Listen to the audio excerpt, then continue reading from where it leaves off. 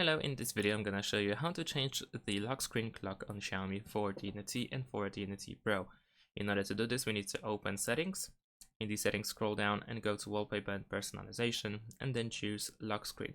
And now over here we have different themes that we can apply. Over here you can immediately see we have a completely different clock.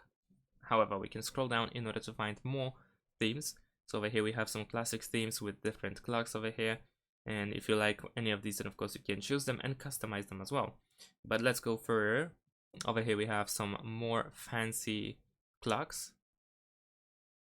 And if you scroll down, then we have a magazine type collection where we can create some pretty cool, creative lock screen themes. And let's say we're gonna choose actually something from here. I like this one a lot. So what you can do is press customize. So you can tap on the timer in order to adjust it. So you have different themes of the clock itself. Let's say I'm gonna choose this one.